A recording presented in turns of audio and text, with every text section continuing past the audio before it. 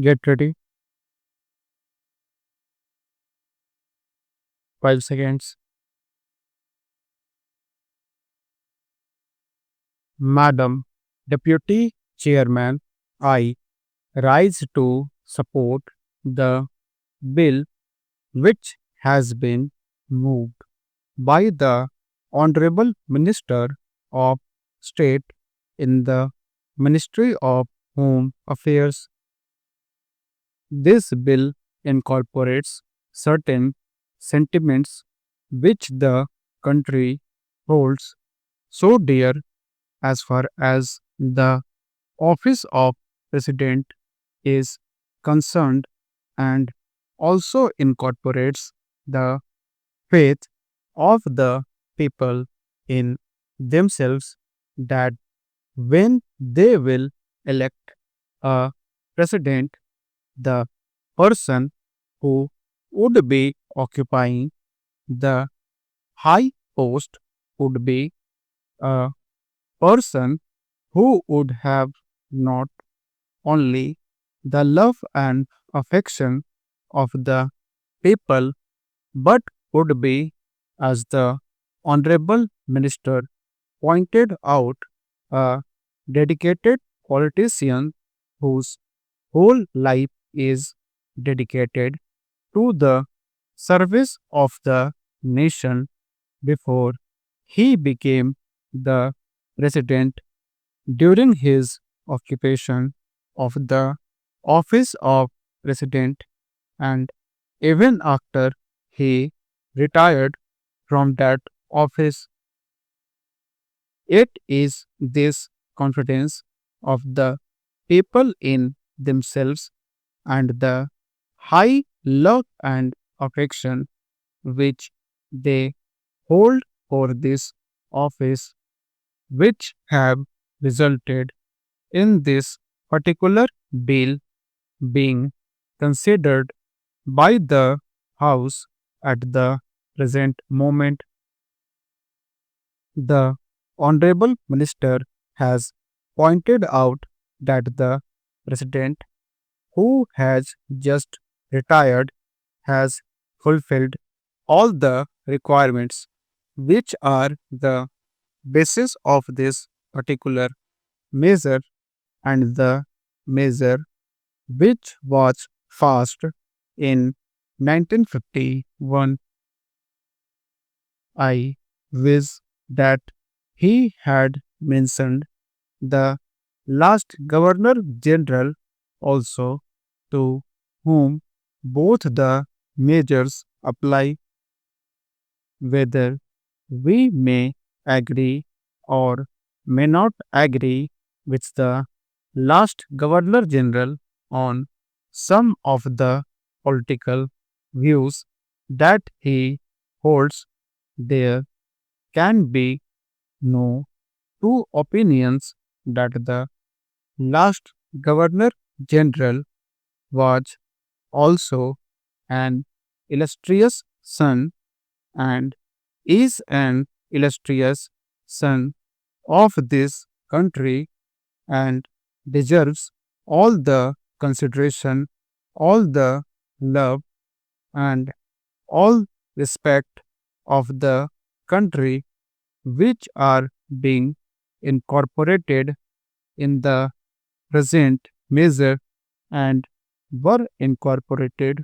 in the 1951 Act, while therefore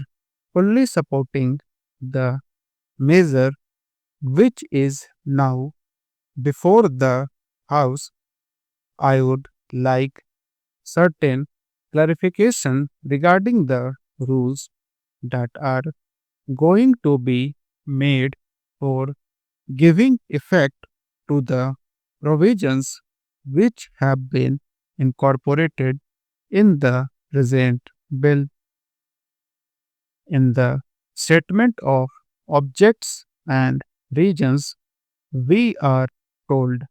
that a person holding the high office of resident has, even after retirement, meaning public calls on him and it is therefore considered desirable to provide him with secretarial staff. It is further stated that the bill provides for a staff which may be engaged for the president.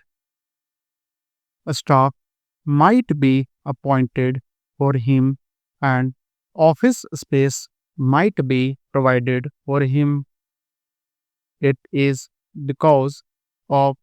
this that certain misgivings have arisen in the minds of some of the members, and they want it to be made perfectly clear that the staff will be appointed not only for the ex president but will be appointed by the ex president, and it will be his wishes and his desires that will be taken into account when particular person is being appointed. Also, regarding the office which is engaged for him, his wishes should be taken into account so that he knows why would be a convenient place for him, and he may to get that place. Another reason for insisting on what I consider to be an important details is that if the government appoints the staff for the ex president, then automatically they become government servants because they have been appointed by the government. It may be that in the rules a clarification might be attempted whereby they may be exempted from some of the service conduct rules which are applicable to normal government servants. But even there, it will be much better that this should not be left in any doubt, and that these persons that are appointed to assist the ex president